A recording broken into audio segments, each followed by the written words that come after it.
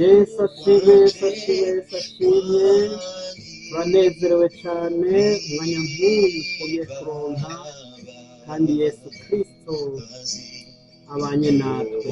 Turamukije mwese aho ku imigabane yose y'isi, kugira ngo Imana ishishikare kubana namwe. Izina ryanjye ni Nelson Kabura, nkaba ntuye mu gihugu cya Leta Zunze Ubumwe za Amerika.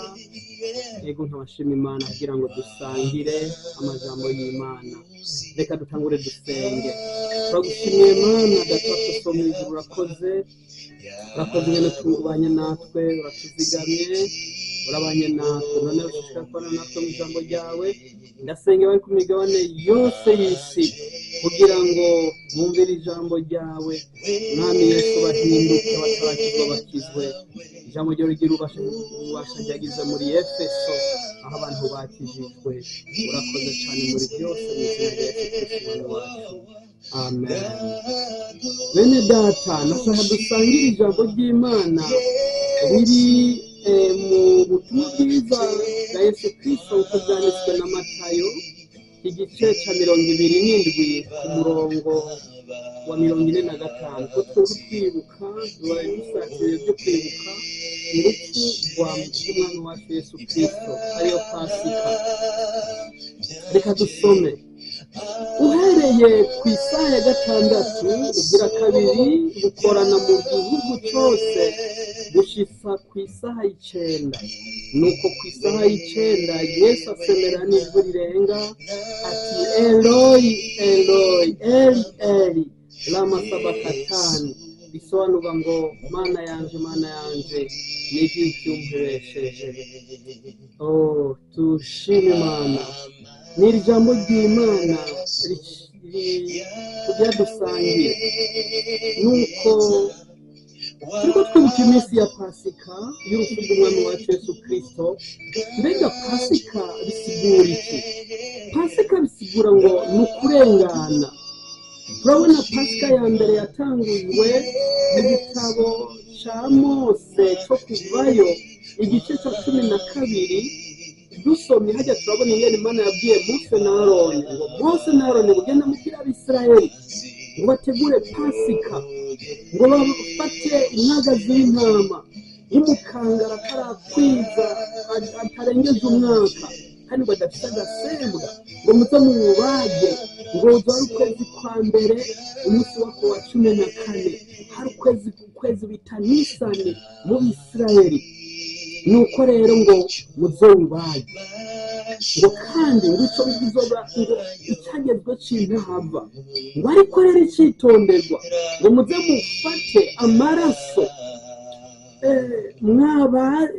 niyo myagazi y'intama ngo muyashire ngo ku miryango hejuru no ku bisimajyango, ngo maze ngo jewe ngo nzobaca ngo muri ico gihugu ngo aho hantu ngo nzosanga hariho amaraso, ngo aho hantu ngo bizogenda neza nta gatikizo, ngo ariko hatazohari amaraso ngo aho hantu ngo hazoba agatikizo. No kuvuga uwo munsi muri iryo joro nyene haciye hapfa ibintu byose by'uburiza mu by'ibitungwa, hama hacapfa n'abana b'imfura. Farati genda, arabwira Mose ati, nimumvire mu gihugu, genda iwanyu mu gihugu c'i Kanani.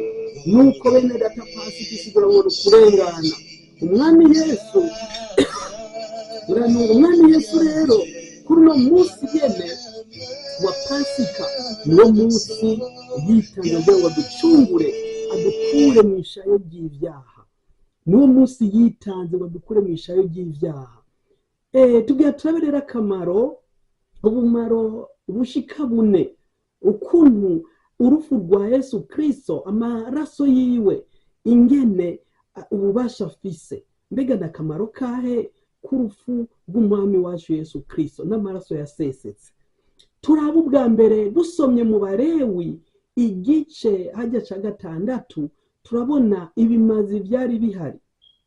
Hari ikimazi cy'ukoswa, hari ikimazi cy'impongano, hariho n'ikimazi cy'ibyaha. Ibyo bimazi byose Yesu Kristo nibyo yagiye adukurako ibyo bimazi byose by'ibyaha, maze hatanga ikimazi kimwe ari we mwagazi w'intama w'Imana nzima, akuraho ibya bitungwa byose. Bene data, Yesu yadukuye ku bimazi byose, haba ibimazi by'ibyaha, ibimazi by'impongano, ibimazi by'ukoswa, yarabikuye abishyira ikimazi kimwe, aricyo yatanze ku mubiri wiwe, aratoba n'ako kamaro ka mbere k'urupfu n'amaraso by'umwami wacu Yesu Kristo. Bene data, byari byoroshye bijya gihe n'umukene yateze gutanga ifu igogoretse, abandi abishoboye bukebuke baratanga impunguru imwe cyangwa ibyana by'inuma bibiri, dusubira mu cyo c'Abalewi 6. hari ahandi naho batanga abantu ba icyo byandikishije bagatanga mpaka umwagazi barawutanga kugira ngo bahongere ibyaha byabo bakire. Bene data, nuko Yesu yaturovye muri ibyo bihe by'ibyo bimazi by'ibitungwa, adushira atanga ikimazi kimwe gusa cy'umubiri wiwe. Akamaro bagira kabiri, reka tugasome mu gitabo candikiwe Abaheburayo igice c'8, turasoma hajya ku murongo w'indwi. Indanzi y'amajambo ivuga ngo isezerano risha riruta irya kera. Iyo rya rindi rya mbere ritaba kwagasembwa, ntihari hakwiye kuronderwa irindi, kuko yavuze ibagaya eti iminsi igirize ni jewe uhoraho mbivuze, aho nzosezerana isezerano risha n'umuryango w'Abisirayeli n'umuryango wa Yuda. Bene data, akamaro kagira kabiri, Yesu yaturobye adukura mu isezerano rya kera adushira mu isezerano risha. Ni ukuvuga ngo isezerano rya kera rirutwa n'isezerano risha, kuko isezerano risha ni ry'amaraso ya Yesu. Mu by'ukuri mu nzandiko isezerano risha riratangwa hajya Matayo, Mariko, Luka, Yohana mu nzandiko, ariko neza yagiye gutangura igihe neza na neza Yesu abambiwe ku musaraba maze akaducungura. Aho amaraso yaseseka ku musaraba, aho ibintu byose byakorerwa ku musaraba, akavuga ngo Eloi Eloi Eloi lama sabakthani, bisobanurwa ngo mana yanje ngo nigiki kumpebesheje. N'uwo munsi twinjira mu isezerano neza neza ry'amaraso ya Yesu, isezerano risha. Bene data, nako kamaro kagira kabiri, Yesu yadukuye mu isezerano rya kera araturoba adushira mu isezerano risha.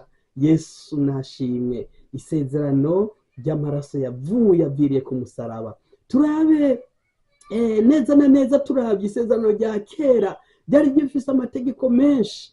Amategeko yabaza bageza Abisirayeli ku 613, ariko Yesu mu isezerano risha ry'amaraso ashashiraho amategeko abiri, ashiraho abiri yonyene, ngo mukundishe Uhoraho ubugingo bwanyu bwose, inkomezi zanyu zose, n'umutima wanyu wose. Irigira kabiri ngo mukunda mugenzi wawe nk'uko wikunda. Yesu nashimwe, turonka amategeko abiri, kuko uyukurikizayo ubukurikije n'ayandi yose, y'amabwirizwa 10 yose arahinduka aja muri ayo mategeko abiri. Yesu nashimwe.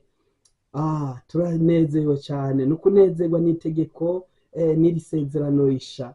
Hanyuma ubugira gatatu, turabe akamaro kandi k'urupfu n'amaraso by'umwami wacu Yesu Kristo. Turagasoma hajya nyene muri Matayo 27, dusome hajya kuri 51, havuga ngo ibitangaza byabaye Yesu acikanye, ngo igihuzu gikingiriye ahera cyane h'urusengero, ngo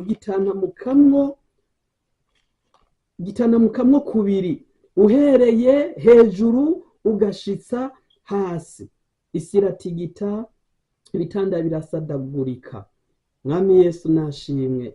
No kuvuga akamaro kagira kabiri, no kuvuga cya gihuzu gikingiriye ahera, icyo cyose caratanamutsemwo kubiri, maze tuca turonka ukuntu twishikira ahera.